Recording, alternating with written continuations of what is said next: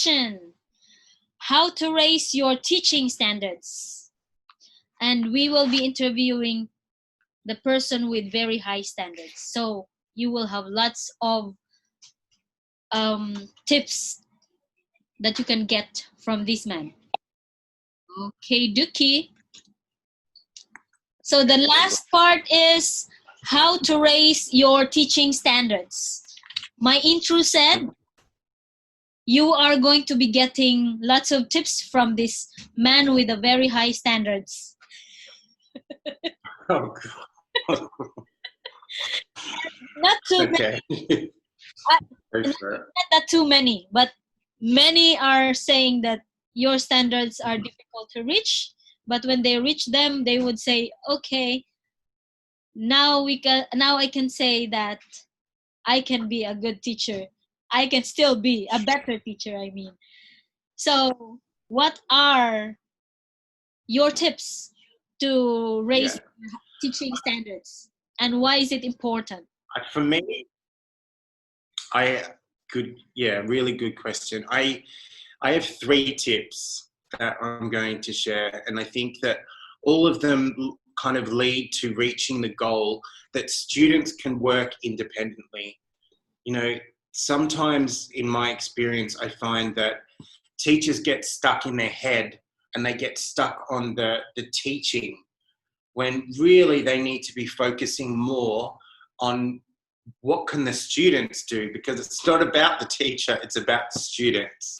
Mm-hmm. So how can you raise teaching standards? I think for me, number 1 is that you always need to know the entry point of your students.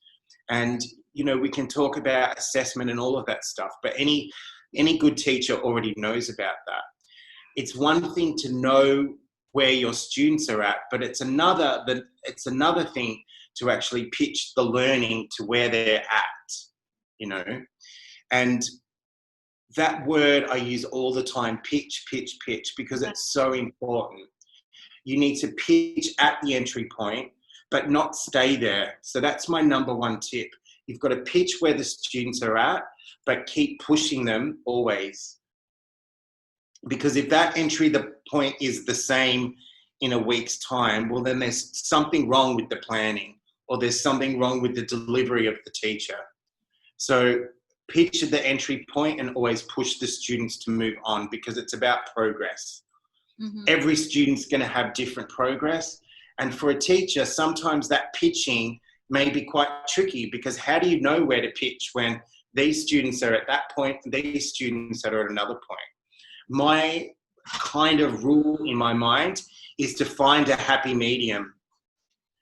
And that's where your whole class teaching needs to be pitched. And then you can set your higher students off and work with your lower students, or vice versa.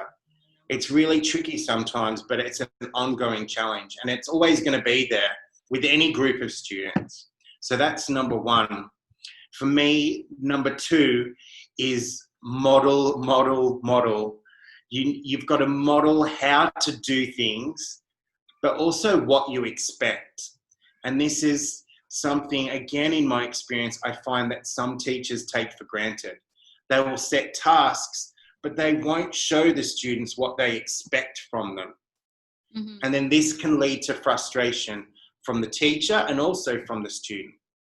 And when the teacher gets frustrated, that manifests itself in the way that the teacher speaks to the children, in the use of time, the amount of energy spent on working with kids, which then leads to even greater frustration. And for the students, it leads to low-level misbehaviours. So when a teacher models and models and models, within reason, you don't spend the whole lesson modelling, it has a big impact. For me, one of the best ways to do this is the thinking out loud strategy. And really, really key when setting expectations for students. The best is to start with, I wonder how I should do this. Or I wonder what would happen if I, etc., etc. So using lots of thinking out loud, because what you're doing then is you're teaching them metacognition. You're teaching the students to think about their thinking but also think about their learning. And when the teacher models this and it becomes part of everyday practice, then the students are going to start doing that too, because they're like little sponges. Okay. I And for me, agree. yeah, the third tip I would say is to keep scaffolding. Scaffold giving the steps. So show the students the steps in order to achieve. Because when the teacher does this again, it becomes part of everyday practice. And the students will then make it part of their practice. Because we want them to gain autonomy. And, you know, in the classroom, we're the adult, they're the child. We've got years of maturity. And so we understand and we can process steps, but the students are still learning how to get from here to here. So as the teacher, giving lots of scaffolding, things like sentence starters are always excellent. You know, lists on the board, step by step. Giving the students organizers, you know, giving them examples of what a good one looks like is really important, because they're all good scaffolding techniques and tools, so that after you've got the students at that point where you know you're going to teach them, that's where you're pitching it. And then you're going to have your main teaching point for the lesson where you'll be modeling a lot and you'll be thinking out loud. Then you're going to give the students everything they need to be able to get to that point. And that's what the scaffolding is. So whatever the subject is, whatever the level of difficulty is, it's important that you give them those tools to get to that point. That's how you raise teaching standards. Simple as that for me, really. Like, if you can nail those three things, then your teaching standards will improve, because again, you're not just teaching them the what, you're teaching them the thinking and the how to get to that point. Tips for those tips for those teachers who have been like taking things from everywhere and use them in their classrooms, and became so frustrated at the end. Yeah. I think in that case there, really this is the tip I would give for any administrator is to be aware that this is what's happening in that classroom, first of all, and to get in there and have a chat with that person who's doing it.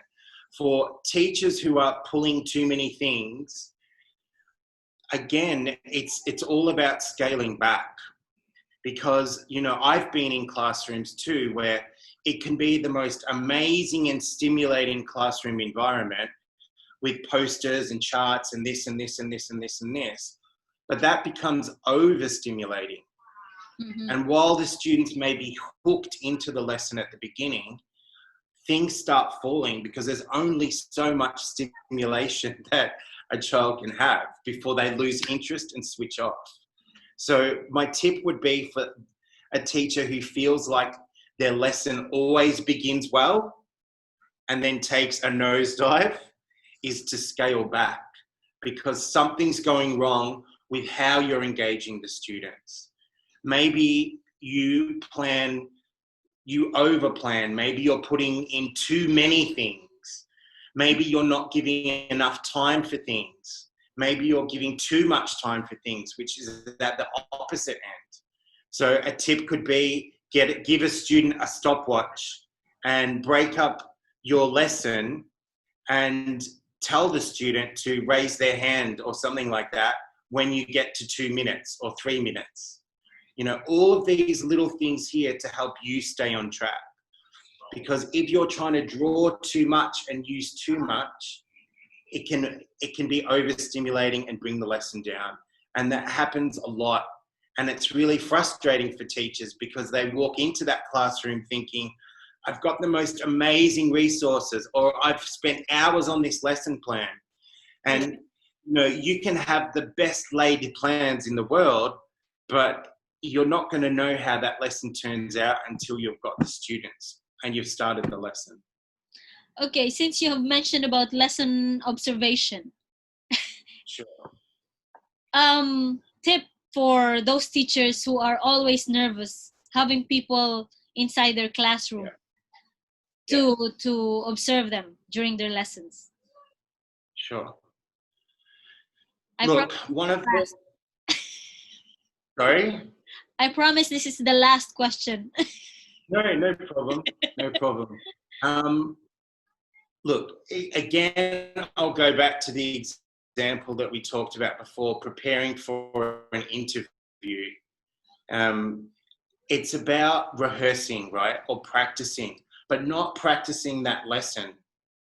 Because I've kind of seen it where someone knows that an administrator is coming in, and so they will teach the lesson the day before, and then they will teach it the day after when the person's coming in to see them. And it doesn't work because the students then get bored, and then there's behavior issues, right? Yes. So when I say practice the lesson, I don't mean practice exactly the same class that you're going to teach. I mean, practice having someone in there. You know, one of the great things about teaching is that it's a highly collaborative sport. Mm-hmm. So grab a buddy, grab a friend, not even someone from your grade level. Get someone who you trust, someone who you respect, and ask them to come and sit in on your lesson. If there's something that you feel like is maybe one of your more challenging areas, say, hey, I want you to come in and I want you to list down 3 points to give me as feedback about the way that I, whatever it is. Yeah. So get someone to do like a dress rehearsal, have someone in there to give you some feedback before your lesson. You know, you can't help those times that it's unannounced, that an administrator comes in. But what you can do is you can help yourself mentally by already practicing how it's going to happen when someone comes into your classroom. Oh, so practice still. Practice makes perfect, right? Okay. There's a delay.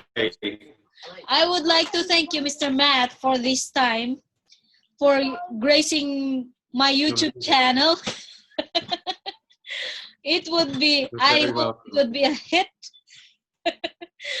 And I wish you luck for your new journey, another place, another set of people, and hope to join you soon. Yeah, I'm sure. Thank you very much. Thanks for the question. Thank you so much. Okay, and I'm going to do my ending. Okay. Bye-bye. Thank you.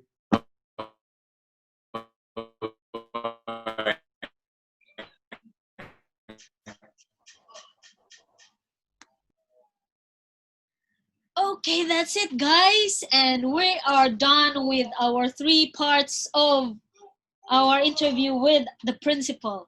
And I hope you all get some, not only some, I think you get lots of tips from the principal's point of view. And I hope you are going to use them in the future. If you plan of applying for a job in an international school, so you know already what are expected from by an admin. And as a teacher, I hope the tips that he had shared with us are useful, because I use them myself in my classroom, and I could say that they are very useful. And thank you all for watching. And this is your teacher Desiree. And see you all next time. Don't forget to like, comment, and subscribe.